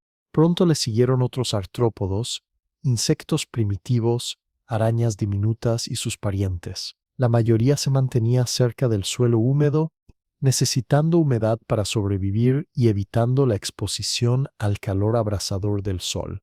Mientras tanto, en el mundo acuático, los vertebrados observaban esta invasión desde lejos. Los peces antiguos se habían expandido hacia ríos, deltas y lagunas costeras poco profundas. Algunos comenzaron a desarrollar pulmones, que evolucionaron a partir de vejigas llenas de aire que les permitían tragar aire cuando el oxígeno del agua era bajo. Otros desarrollaron aletas más robustas capaces de impulsar sus cuerpos a través de aguas poco profundas y fangosas. Originalmente, estas adaptaciones evolucionaron para sobrevivir en aguas inestables, charcas que se secaban, pantanos temporales, lugares con oxígeno fluctuante. Pero trajeron una ventaja inesperada: las aletas lo suficientemente fuertes como para arrastrarse bajo el agua podrían eventualmente convertirse en extremidades. Los pulmones primitivos sentaron las bases para respirar aire. Entre las criaturas de transición más notables se encontraban los peces de aletas lobuladas, los sarcopterigios, con huesos sólidos en el interior de las aletas. Con el tiempo, sus aletas se transformaron en estructuras más parecidas a brazos y piernas. Los cráneos se aplanaron, los cuellos se volvieron flexibles y las colas se encogieron gradualmente. Las branquias dieron paso a los pulmones. Con el tiempo, algunos se separaron para convertirse en los primeros vertebrados terrestres, no solo para realizar viajes cortos de alimentación o poner huevos, sino para permanecer. En aquel entonces, los hábitats terrestres no se parecían en nada a los bosques modernos. No había flores, ni hierba, ni árboles como los conocemos hoy en día, solo helechos raquíticos, licopodios y colas de caballo. Los primeros mosques eran dispersos bosques de plantas altas y sencillas que utilizaban sistemas vasculares primitivos, rodeados de un aire denso con esporas flotantes. Los insectos habían aparecido pero aún no podían volar, por lo que el cielo permanecía vacío y tranquilo. Aún así, El modelo para los ecosistemas vivos y estratificados estaba establecido, los microbios y los musgos crujían el suelo, los primeros helechos enraizaban en los pantanos, los artrópodos se arrastraban entre los restos vegetales, los vertebrados se contoneaban junto a la orilla del agua, debajo de todo eso, los hongos tejían redes ocultas que tejían la tierra. Es conmovedor darse cuenta de lo reciente que fue todo esto en la historia de la Tierra. Durante casi toda su historia, la superficie de nuestro planeta permaneció intacta, un lienzo salvaje y árido. De repente, en un lapso relativamente corto, la Tierra dio la bienvenida a las plantas, y luego a oleadas de animales. Estos primeros pasos sentaron las bases para los futuros bosques, montañas que resonaban con el canto de los pájaros, y mucho más tarde, las ciudades. Por ahora, sin embargo, el mundo terrestre estaba tranquilo. Su actividad se concentraba cerca del suelo, pero la vida ganaba terreno lentamente. Para cuando los insectos y los milpies se arrastraban sobre la tierra empapada o observaban desde las orillas de los arroyos, las plantas ya habían tomado la delantera, extendiéndose constantemente y cubriendo la tierra. No se precipitaron, pero su presencia marcó la diferencia, creando nichos para todo lo que vino después. Los paisajes primitivos no se parecían en nada a nuestros bosques y selvas actuales. No había copas coloridas, ni sombras frondosas, ni insectos zumbando en lo alto. Incluso la palabra árbol tenía un significado diferente. Estos primeros bosques, que surgieron hace unos 380 millones de años, eran lugares extraños, llenos de plantas que parecían sacadas de la ciencia ficción. Troncos altos y delgados trepaban en busca de luz, pero no había ramas anchas ni hojas, solo brotes rígidos y segmentados que se elevaban hacia el cielo. Los árboles más antiguos pertenecían a grupos que pocas plantas modernas pueden considerar parientes. Antiguos licopodios, primeras progimnospermas, los ancestros de las plantas con semillas, y formas misteriosas ahora desaparecidas para siempre. La descripción de estos primeros constructores de bosques, como el Archaeopteris, son reconocidos como unos de los primeros árboles auténticos del planeta. Presentaba troncos leñosos y una copa extendida, pero se reproducía con esporas, no con semillas. Sus hojas se parecían más a frondas aplanadas que al follaje ancho y moderno. Aun así, esta imponente planta contribuyó a establecer el modelo de un árbol, alto, arraigado, perenne y complejo. Otros gigantes, como el lepidodendron, crecían rápidos y rígidos con cubiertas similares a la corteza y ramas geométricas, dominando los bosques pantanosos del Carbonífero. Su biología se acercaba más a la de los musgos que a la de los robles o pinos actuales. Había poco color o esplendor floral en estos bosques primigenios. No había flores. Las flores no aparecerían hasta 200 millones de años después. No había frutos comestibles ni insectos polinizadores, solo esporas dispersas por el viento. Incluso el aire se sentía diferente, el oxígeno subía, pero la atmósfera no era la que respiramos ahora. No había hierba. El suelo del bosque era un mosaico de musgo esponjoso, materia vegetal en descomposición y hongos, con raíces que apenas comenzaban a tejer tierra verdadera. La tierra seguía siendo mayoritariamente roca desnuda en muchos lugares. Y sin embargo, estos peculiares bosques transformaron la tierra de forma drástica. Primero, su incesante fotosíntesis absorbió enormes cantidades de dióxido de carbono del aire, liberando oxígeno y enfriando el clima de forma constante. Este masivo cambio de carbono pudo haber impulsado una grave edad de hielo a finales del Devónico.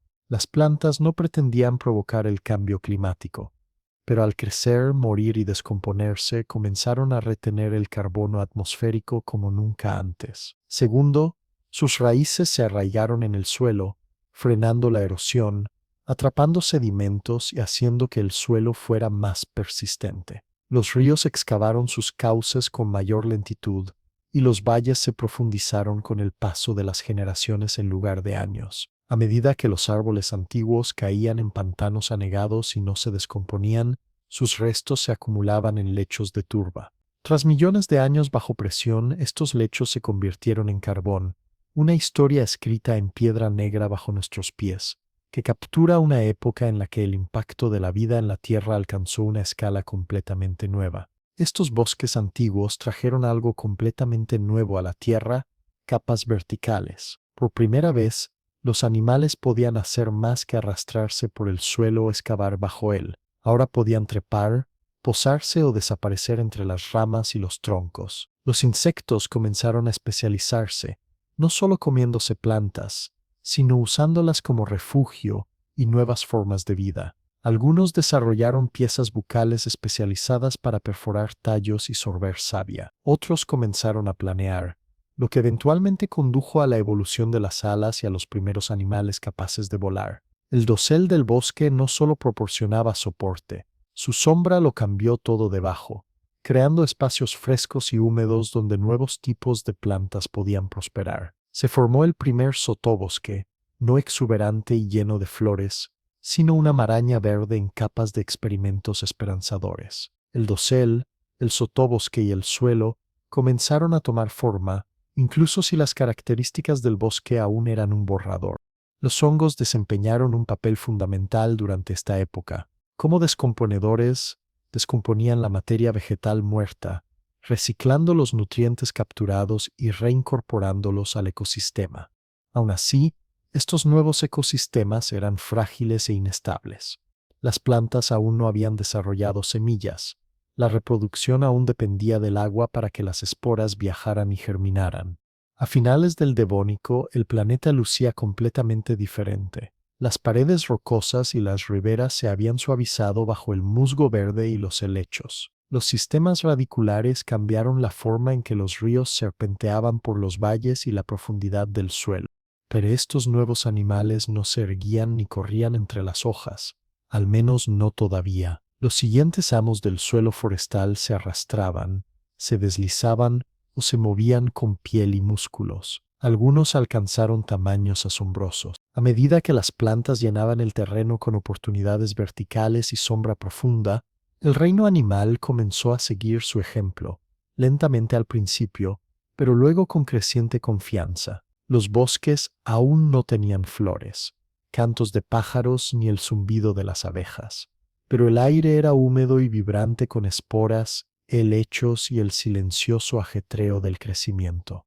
En medio de toda esta silenciosa transformación, las historias más dramáticas aún se desarrollaban en el agua. Con el inicio del Carbonífero, hace unos 359 millones de años, las condiciones fueron repentinamente perfectas para algo propio de una epopeya de ciencia ficción, un planeta de gigantes. No en el mar, donde nadaban las viejas leyendas, sino entre los extensos pantanos, ciénagas y densos bosques de la tierra. Las criaturas se arrastraban, nadaban y a veces navegaban por estos reinos húmedos y brumosos. Algunas respiraban con branquias, otras con pulmones y algunas con ambos. Y en general, crecían enormes libélulas gigantes, ciempiés gigantes, anfibios del tamaño de perros o pequeños cocodrilos.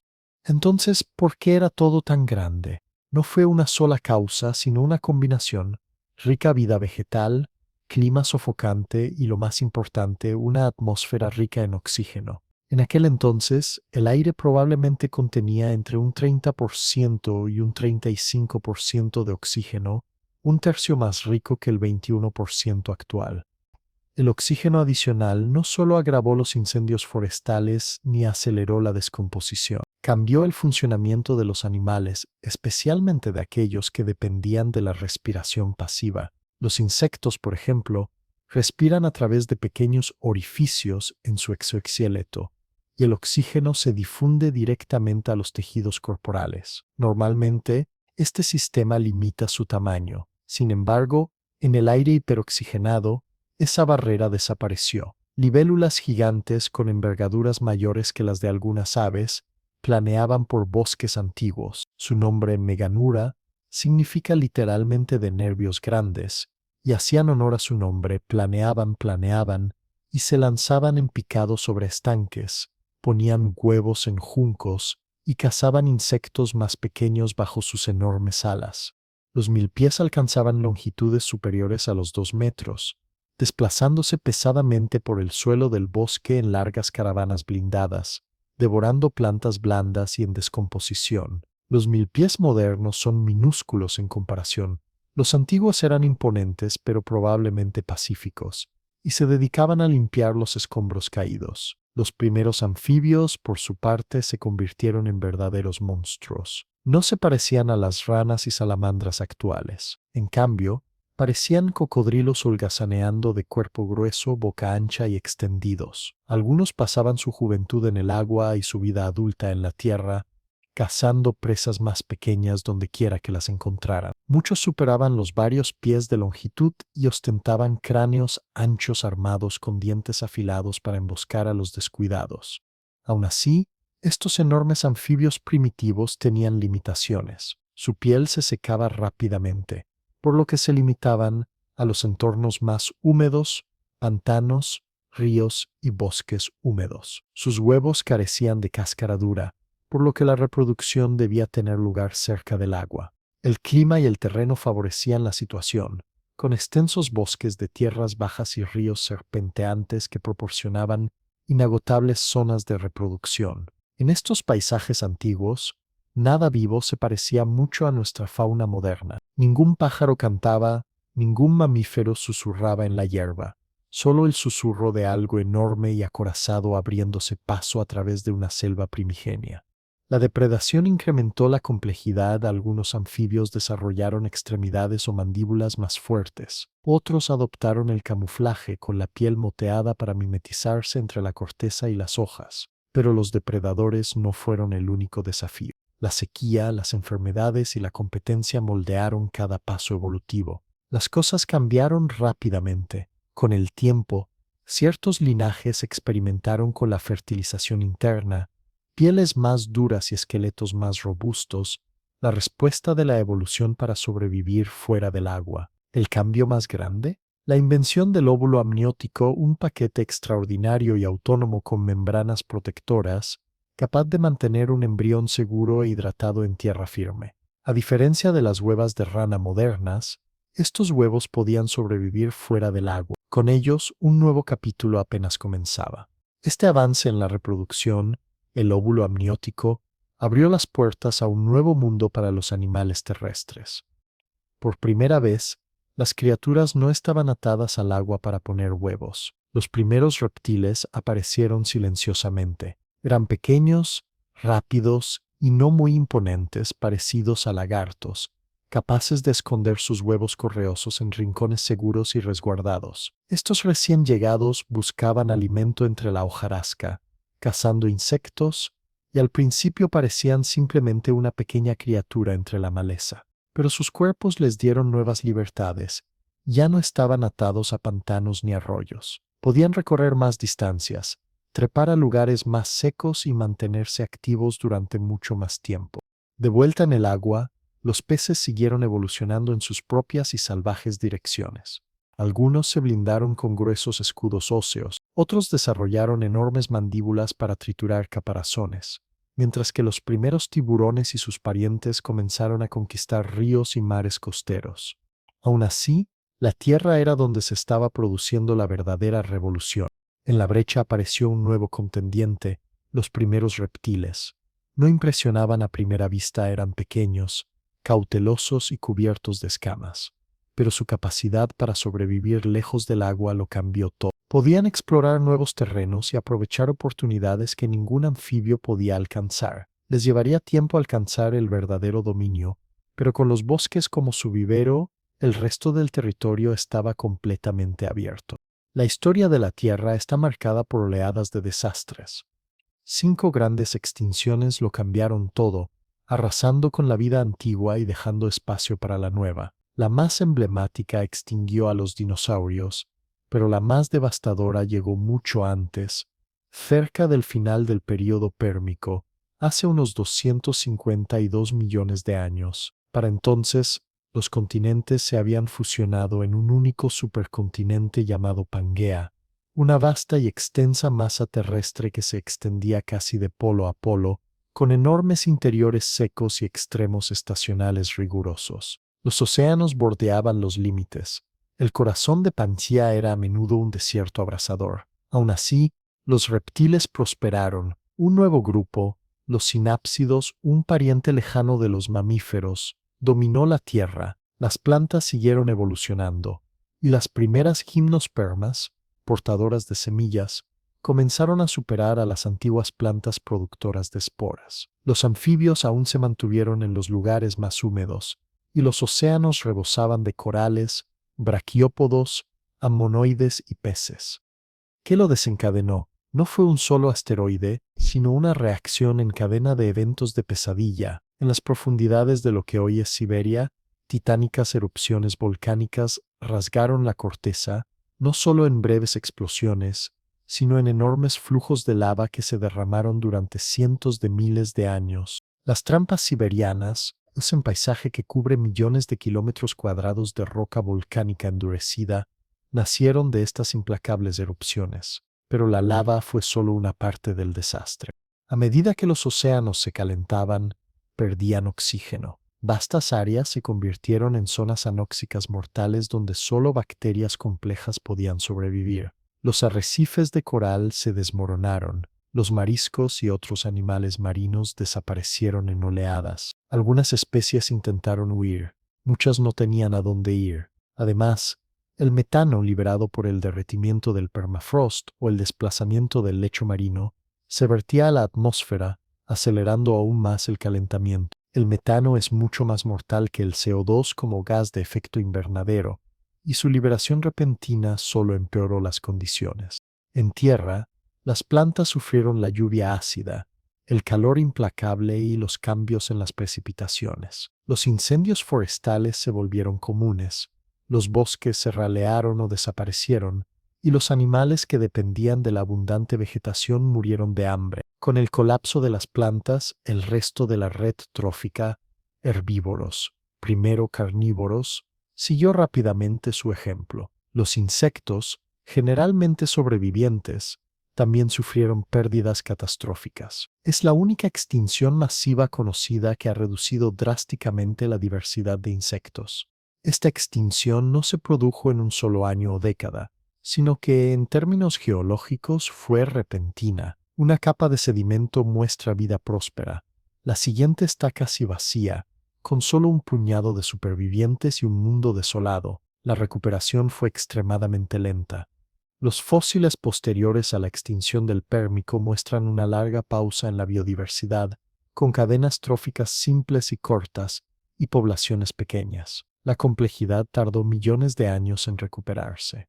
La extinción del Pérmico supuso un reinicio radical para la vida en la Tierra. Los invertebrados marinos, los reptiles dominantes y muchos otros antiguos gobernantes fueron exterminados por completo, dejando vacíos que solo el tiempo podría llenar. Poco a poco, fueron apareciendo los ancestros de los cocodrilos, los pterosaurios y los primeros dinosaurios, los arcosaurios, que finalmente se apoderaron del mundo recién vaciado. Pero inmediatamente después, el panorama era sombrío. Los océanos estaban prácticamente sin vida. Los bosques eran irregulares y ralos. La mayoría de las criaturas que sobrevivieron fueron las que podían sobrevivir con poco, tolerar el calor y sobrevivir a la sequía. Hoy en día, los científicos aún están descifrando las causas de esta mayor extinción. Los supervolcanes siberianos son fundamentales, pero el rompecabezas lo abarca todo, desde metales tóxicos y una acidez descontrolada hasta la caída del nivel del mar y la interrupción de los ciclos del carbono, cada uno de los cuales añade una capa de estrés a un sistema global ya de por sí deteriorado. Esta vez, no hubo asteroide. Este desastre provino de la propia Tierra, de sus propios procesos profundos, lo que demuestra lo frágil que puede ser la estabilidad. Para la vida, fue el capítulo más oscuro, pero no el último.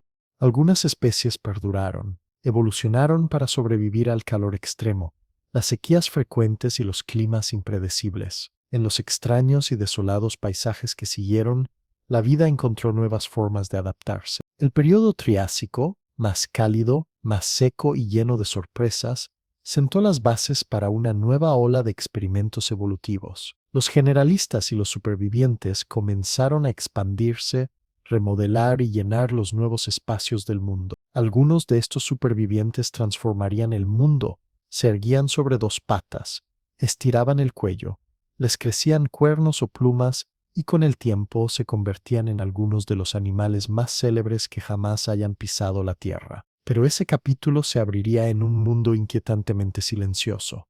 Cuando terminó la gran mortandad, el planeta estaba quieto y vacío, no pacífico, sino agotado. Donde una vez florecieron ricos hábitats, solo había silencio y sobrevivientes. Los únicos ganadores fueron las criaturas capaces de soportar el calor, sobrevivir a la hambruna y ganarse la vida en tiempos desesperados. Excavadores, generalistas y oportunistas tenaces heredaron esta nueva tierra, listos para dar forma al siguiente acto en la gran historia de la vida. La evolución nunca promete el triunfo a los más grandes ni a los más audaces. En cambio, recompensa a todo aquel que sobrevive al desafío más difícil. En las duras secuelas de la gran mortandad, la resiliencia fue el rasgo ganador. Los sobrevivientes, un puñado de grupos de reptiles, la mayoría pequeños y comunes en el Pérmico. Entre ellos se encontraban los primeros diápsidos, reptiles con dos agujeros detrás de cada ojo, que aligeraban sus cráneos y otorgaban a sus mandíbulas mayor poder y control.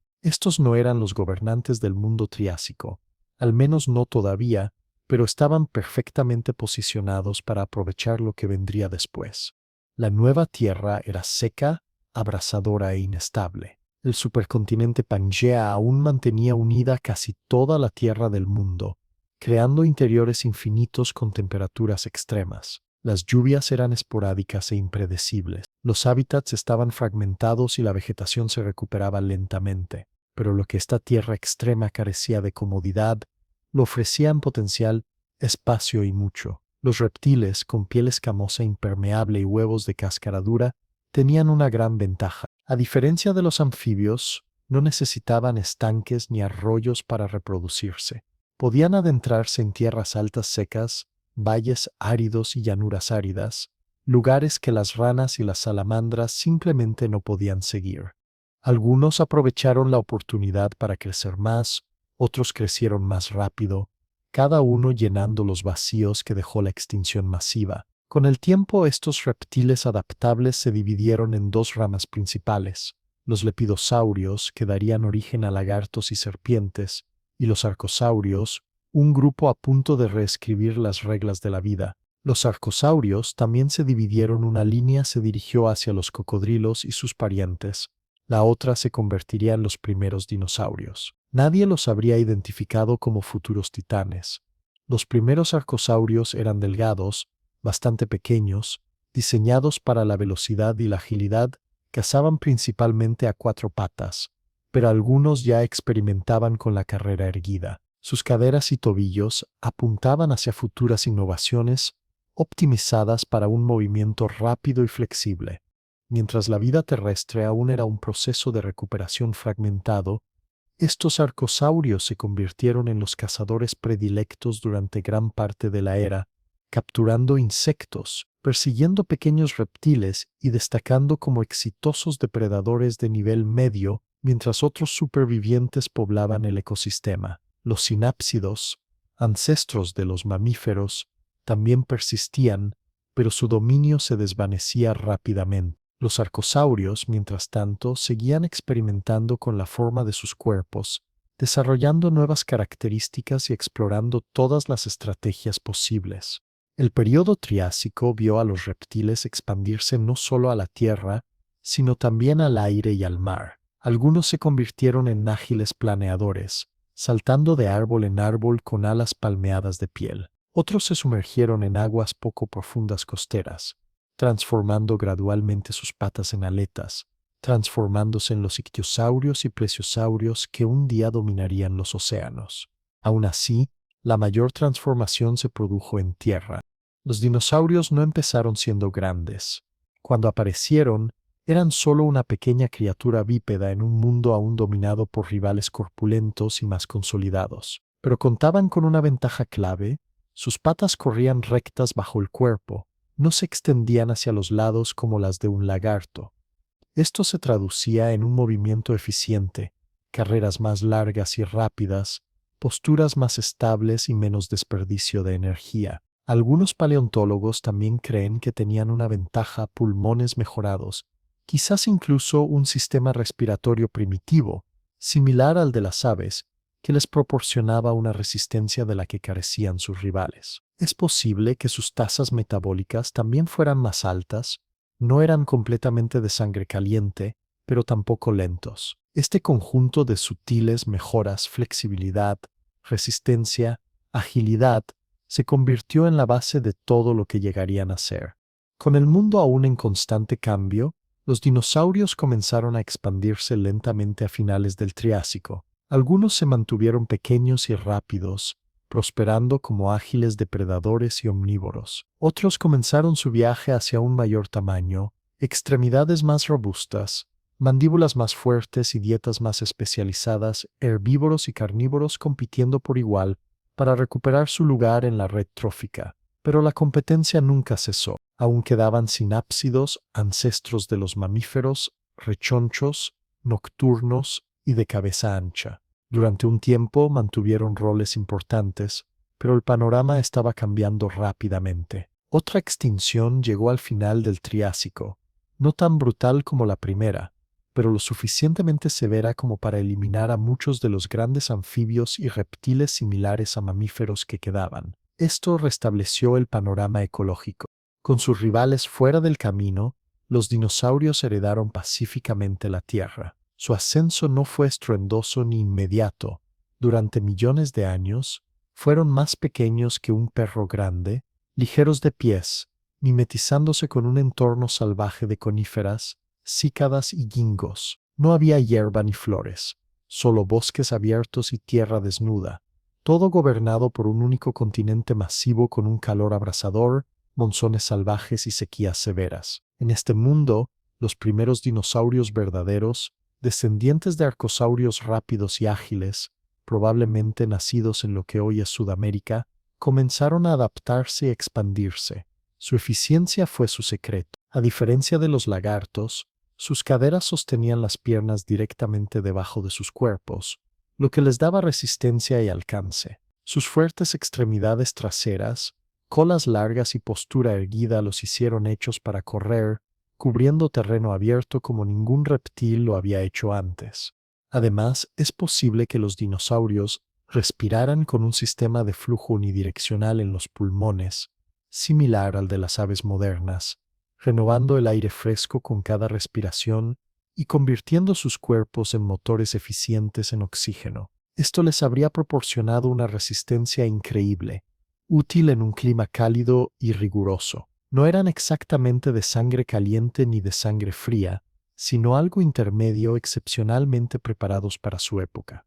Al final del Triásico, los dinosaurios, pequeños pero resistentes, se extendieron por todo el planeta, pero compartieron el mundo con otros grandes parientes reptiles, como los pseudococodrilos, que dominaban los principales depredadores en muchos ecosistemas. Pero entonces, hace 201 millones de años, otra extinción azotó el planeta, probablemente provocada por erupciones volcánicas vinculadas a la desintegración de Pangea y drásticos cambios climáticos, reinició gran parte de la vida. Muchos grupos de pseudococodrilos y los últimos reptiles similares a mamíferos desaparecieron. Los dinosaurios, pequeños y dispersos en diversas áreas, sobrevivieron a la convulsión y por primera vez se encontraron al mando. En el Jurásico posterior, con sus rivales prácticamente desaparecidos, los dinosaurios se diversificaron rápidamente. Algunos se aferraron a sus ágiles raíces omnívoras, cazadores bípedos con garras afiladas y una visión aguda, los ancestros de todas las aves vivas hoy en día. Otros se hicieron grandes, increíblemente grandes, sus cuerpos se convirtieron en gigantes con patas engrosadas, cuellos elevados y vientres enormes, que pronto se convertirían en los colosales saurópodos de cuello largo. Incluso hubo espacio para los ornitisquios, la rama picuda de la familia de los dinosaurios, maestros de la armadura, los picos, la defensa y, en muchos casos, la vida social. En tan solo unos pocos millones de años, el mundo perteneció a estas criaturas extraordinarias y en constante cambio. Con el tiempo, esos linajes se diversificaron en todas las formas clásicas de dinosaurios que conocemos,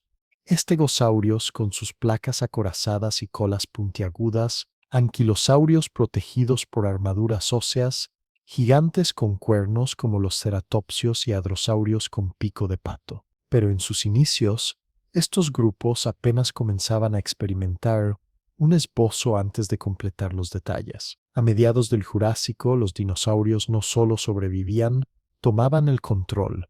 Su mundo estaba en constante cambio. Algunos recorrían las llanuras abiertas en manadas, mientras que otros merodeaban como cazadores solitarios en bosques densos o a lo largo de las nuevas costas moldeadas por los continentes en movimiento. Se adaptaron a regiones con más lluvia y vegetación exuberante con la misma facilidad que a las zonas áridas, favoreciendo a los recolectores resistentes a la sequía y a los depredadores ágiles. No existía un modelo único de dinosaurio, cada nicho tenía su propio especialista.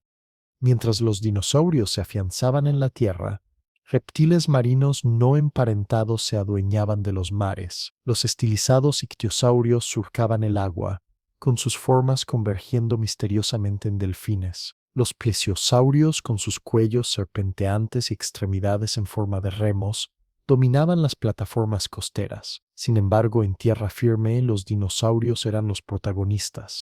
Los huesos de dinosaurio fueron diseñados para ser eficientes, ligeros, pero resistentes. Sus huevos fueron cuidadosamente colocados en nidos. Sus sentidos eran agudos, visión aguda, olfato agudo y un equilibrio extraordinario, adaptados a un mundo en movimiento. No siempre fueron los más rápidos ni los más fuertes, pero siempre estaban listos para adaptarse. Esa fue su mayor virtud, y rindió frutos, no solo por un breve instante, sino por la increíble duración de 130 millones de años. Los dinosaurios dominaron la Tierra. El Tyrannosaurus Rex puede ser el más famoso, pero su época en la cima fue solo un breve capítulo al final. A medida que el Jurásico se desvanecía y comenzaba el Cretácico, la alineación de los principales depredadores cambió. Augerosaurus y sus parientes dieron paso a cazadores nuevos, a veces incluso más grandes. En Sudamérica, Giganotosaurus se alzó como un depredador más largo que el T. rex, ostentando un cráneo que podía extenderse bien más de 1,5 metros. El Carcharodontosaurus de África patrullaba llanuras aluviales que ahora son desiertos, mientras que el Spinosaurus de Marruecos reinaba con un hocico similar al de un cocodrilo y una espalda gigante con una vela en la parte superior, insinuando un estilo de vida semiacuático. Cada continente se convirtió en un escenario para sus propias bestias dominantes. En fragmentos de islas nuevos nombres cobraron protagonismo: Abilisaurus en Sudamérica, Majungasaurus en Madagascar, Mapusaurus, Tarbosaurus, Acrocanthosaurus. El elenco era enorme y siempre cambiante. El auge y la caída de estos depredadores estuvo determinado por la geografía, por la deriva continental que fracturó el mundo antiguo y por nuevos desafíos provenientes de todas direcciones. Los superdepredadores no solo comían, sino que esculpían ecosistemas enteros. Su presencia obligaba a las manadas a desplazarse, animaba a los herbívoros a desarrollar nuevas defensas y mantenía en constante cambio el equilibrio de la naturaleza. Algunos gobernaron durante siglos, pero ninguno para siempre. Nuevos climas, nuevos mares y una competencia más feroz siempre significaban un nuevo desafío en el horizonte. Cuando las condiciones eran propicias, algo más rápido, más especializado y más robusto tomaba el control, el rompehuesos definitivo, con una cabeza enorme, mandíbulas aplastantes y brazos que parecían diminutos pero letales. El T. rex se acercaba, pero el mundo había albergado a muchos gigantes antes de su fin. La historia de los dinosaurios ha cambiado drásticamente. Ya no los imaginamos como perezosos escamosos de sangre fría que arrastraban perezosamente sus colas por un mundo monótono. Los fósiles ahora muestran impresiones de piel, patrones delicados y evidencia de nidos, huevos y a veces comportamientos inesperados. El descubrimiento de las plumas reescribió las reglas. No todos los dinosaurios las tenían, pero sí las suficientes como para despertar nuestra imaginación. Las primeras plumas no eran elegantes penachos listos para volar. Empezaron como simples mechones, púas o abrigos peludos, más aislantes que alas. Para las criaturas con metabolismos elevados, El calor era una gran ventaja, sobre todo para los miembros más pequeños o jóvenes de la manada. Las plumas empezaron como atrapadores de calor, pero también evolucionaron hasta convertirse en herramientas de exhibición y camuflaje. Algunos fósiles aún conservan pigmento, lo que nos da indicios de rayas vibrantes, manchas e incluso colores iridiscentes. La comunicación también se convirtió en parte de la función de las plumas, señalar a los rivales, atraer parejas o quizás mimetizarse con el entorno. Con el tiempo, las plumas ayudaron a volar, pero eso fue una ventaja, no su origen. La crianza también mejoró. Hay evidencia de que los terópodos no solo ponían y se iban, sino que empollaban sobre sus nidos, con las extremidades recogidas y la cabeza baja, protegiendo los huevos de maneras casi idénticas a las aves modernas. Algunos fósiles incluso capturan embriones dentro de sus huevos, congelados a mitad de su desarrollo. Estos adultos atentos probablemente volteaban sus huevos, los mantenían calientes y los protegían con fiereza, arriesgándose por la siguiente generación. En lugar de bestias descerebradas y de sangre fría, estas criaturas invirtieron energía y cuidado, construyendo un legado mucho más profundo que los huesos fosilizados. Esa crianza cuidadosa y atenta no se observó en todos los grupos de dinosaurios. Sin embargo, entre los terópodos, el mismo linaje que cambiaría el futuro de la vida animal, la evidencia de crianza, anidación comunitaria y exhibiciones visuales aparece una y otra vez. Estos dinosaurios solían regresar año tras año a los mismos lugares, estableciendo colonias de anidación y cuidando sus huevos. Se esponjaban las plumas, se anunciaban con color y movimiento, y añadían complejidad al rompecabezas de sus vidas. Cuando empiezas a unir esas pistas, surge algo familiar, no un salto abrupto a las aves, sino una difuminación gradual de la línea entre dinosaurio y ave. La transformación no fue repentina ni sencilla. Una rama de pequeños terópodos emplumados, que primero usaron su plumaje para calentarse o lucirse, luego probaron el aire planeando y finalmente lograron un verdadero vuelo propulsado. Aún no eran aves modernas, pero tampoco dinosaurios clásicos. El Archaeopteryx, descubierto hace más de 150 años, se erige como el ejemplo perfecto de la transición. Su historia fósil es casi mítica. Una criatura con alas emplumadas y manos con garras, dientes afilados dentro de una mandíbula sin pico y una cola larga, encaramada entre mundos. Podía volar y posarse en árboles, pero aún conservaba muchos vestigios de su ascendencia reptiliana. No fue el primer pájaro ni el último dinosaurio, sino un hermoso punto intermedio. Desde entonces, nuevos fósiles han ampliado aún más los límites. El Microraptor tenía plumas de vuelo en las 4 extremidades. El Caudipteryx lucía plumas simétricas y huesos ligeros. El Confucius ornis combinaba un pico con rasgos aún primitivos. Con cada descubrimiento se rastrea aún más el origen del vuelo y las cualidades aviares, lo que demuestra que el planeo y la sustentación no evolucionaron de una sola vez. Múltiples linajes de dinosaurios experimentaron con el vuelo y muchas formas emplumadas nunca despegaron del suelo. No todos estos llamados dinosaurios pájaros eran carnívoros. Algunos eran omnívoros o herbívoros, pero aún así construían nidos cuidadosos y cuidaban de sus crías, envueltos en plumas para abrigarse y señalizar. Muchos se reunían en bandadas, migraban con las estaciones y, en algunos casos, desarrollaron vidas sociales sorprendentemente complejas. Las implicaciones son asombrosas. La era de los dinosaurios no llegó a su fin con el cataclismo. Incluso después del asteroide, la historia continuó. Una rama de terópodos pequeños, rápidos, de sangre caliente y emplumados sobrevivió cuando la mayoría desaparecieron. Estos ejemplares atípicos tenían lo que necesitaban: cuerpos pequeños y ligeros para sobrevivir a la hambruna, la agilidad para escapar de los depredadores y, lo más importante, las herramientas que ya les habían permitido prosperar en su antiguo mundo. Plumas, sentidos agudos, energía y cuidado parental fueron su herencia. Esos supervivientes siguen con nosotros. Cada petirrojo, águila, loro y pingüino es prueba de ello. Cada polluelo acurrucado en un nido nevado, cada flamenco parado sobre una pata, Todos son descendientes directos de aquellos antiguos supervivientes emplumados de 2 patas. Sus brazos se convirtieron en alas, sus mandíbulas en picos, y sus huevos conservan un diseño casi inalterado. Cuando oyes a los pájaros cantar al amanecer o los ves construir un nido, ves ecos de una historia que se remonta no solo a los reptiles, sino al árbol genealógico de los dinosaurios, compartido con el velociraptor y el T-Rex. Las aves no solo se parecen a los dinosaurios, son dinosaurios y su historia continúa en todos los continentes.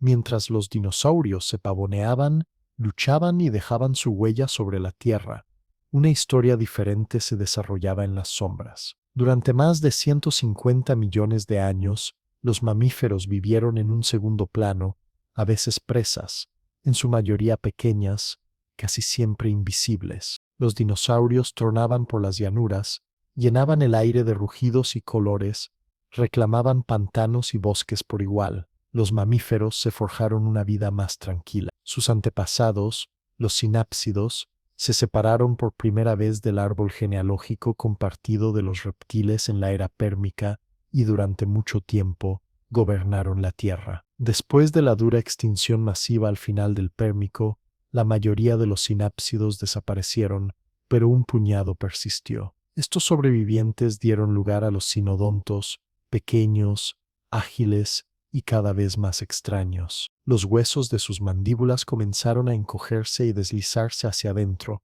formando finalmente los componentes básicos del oído medio de los mamíferos. Sus dientes comenzaron a especializarse, incisivos, caninos, molares, todos emergiendo con funciones distintas. El pelaje se volvió común.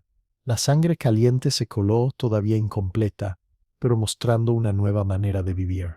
Los sinodontos no desafiaron directamente a los dinosaurios, sino que encontraron nuevas formas de prosperar. Se redujeron, se diversificaron, se adaptaron y se desvanecieron como generalistas y especialistas, alimentándose de todo, desde insectos y plantas hasta huevos y crías de lagarto. A lo largo de incontables generaciones, estos animales fueron pioneros en un nuevo enfoque, la innovación silenciosa desde abajo. A finales del Triásico surgieron los primeros mamíferos reales, criaturas peludas parecidas a musarañas, con una audición extraordinaria impulsada por sus huesos auditivos recientemente modificados. La mayoría probablemente ponía huevos, muchos criaban a sus crías acurrucadas en madrigueras o bajo troncos, mientras los dinosaurios pisoteaban sobre sus cabezas. Los restos fósiles son escasos. Los huesos diminutos no sobreviven fácilmente durante millones de años, pero lo que sí encontramos es notable. Algunos mamíferos primitivos tenían patas traseras largas y poderosas para saltar, alas de planeo como las ardillas voladoras y adaptaciones para excavar o trepar. En lugar de perseguir todos el mismo plan de supervivencia, probaban todas las estrategias imaginables. Los mamíferos no compitieron con los dinosaurios por el dominio. No había competencia. La cima, el centro, la mayor porción de cada cadena alimentaria ya estaba ocupada. En cambio, prosperaron en los márgenes, en árboles, madrigueras, nidos o donde quiera que los gigantes durmieran. La mayoría llevó vidas nocturnas, una decisión que marcó su futuro para siempre. Las noches frescas significaron menos depredadores y menos competencia. También cambiaron sus cuerpos. Los ojos y cerebros de los mamíferos mejoraron su capacidad para procesar la oscuridad, el sonido y el olfato, dejando ecos que aún se observan en la mayoría de las especies actuales, donde un agudo sentido del olfato o una excelente audición siguen siendo comunes.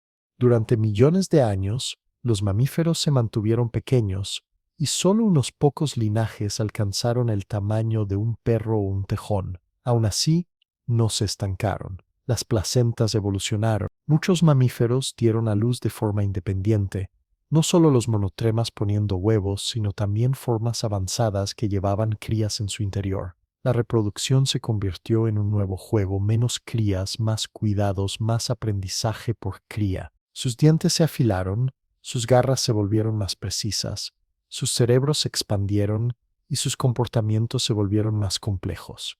El cuidado parental, los vínculos sociales, incluso el aprendizaje por observación. No esperaron pasivamente, se adaptaron y se diversificaron en todas las direcciones que los dinosaurios dejaron abiertas. Entonces, cuando llegó el desastre, los mamíferos estaban preparados. Al terminar la era de los gigantes, los pequeños y adaptables vieron su oportunidad. Mientras los dinosaurios aún reinaban en la superficie, observaban en silencio desde túneles, árboles y montones de hojas, con todos los sentidos alerta ante las señales de peligro en un mundo que estaba a punto de cambiar. Y entonces el cielo cambió para siempre. Pudo haber comenzado como un rayo de luz, quizá oculto por las nubes, quizá resplandeciendo de horizonte a horizonte. Lo que siguió reescribió el mundo en segundos. Luz, luego un calor abrumador y un sonido jamás escuchado. La Tierra misma no solo presenció el impacto, sino que quedó marcada por él. Hace 66 millones de años, una roca del tamaño de una ciudad se estrelló contra lo que hoy es la península de Yucatán. Esa única colisión abrió un cráter de más de 150 kilómetros de ancho y 20 kilómetros de profundidad. Liberó más energía que cualquier bomba, más de la que toda la historia de la humanidad podría generar, un solo instante que marcó el verdadero fin de la era de los dinosaurios.